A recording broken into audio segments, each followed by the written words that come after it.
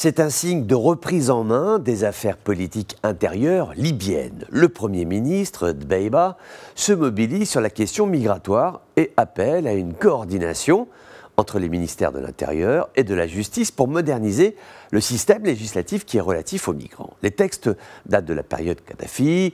Au-delà de l'aspect politique, un État de droit doit travailler sur la base d'un texte législatif clair, récent. La situation migratoire en 2011 est peu comparable à celle d'aujourd'hui. Il y a donc un travail d'adaptation à faire, technique, peu spectaculaire, mais important, et si on veut que tout cela fonctionne. Le Premier ministre Dbeibeh demande aussi à son ministre du Travail et de la Réhabilitation d'organiser le processus d'accueil et de gestion de la main-d'œuvre étrangère. C'est un point qui est important. D'ailleurs, nous en avions déjà parlé dans Sans détour. Ce que l'on nomme la main-d'œuvre étrangère désigne tout autant les Égyptiens, candidats pour venir travailler en Libye et participer au travail de reconstruction. Au minimum, 1 million de travailleurs égyptiens veulent passer la frontière.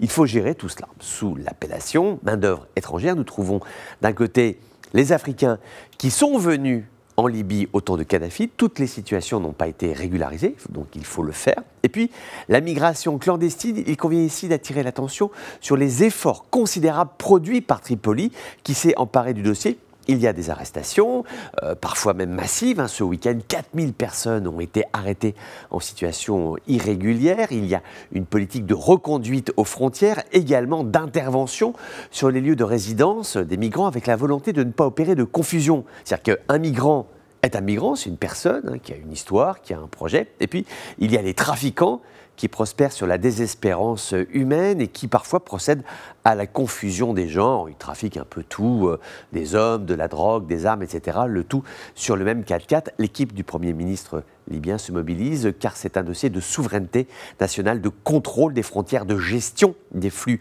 humains. C'est aussi un message à la fois aux trafiquants, bah oui, leur dire que les années fastes sont révolues, à la population libyenne, exprimer la prise de responsabilité gouvernementale face au peuple, cela se souligne, et puis un message à l'adresse des pays amis, alliés, des puissances régionales, pour dire qu'il se passe quelque chose de sérieux en Libye, une reprise en main, une réallocation des énergies pour que la migration puisse exister, puisque c'est un facteur de richesse et de partage, mais cela doit se faire dans l'ordre et dans la bonne intelligence collective pour le bien de tout le monde du pays et surtout pour le respect des institutions.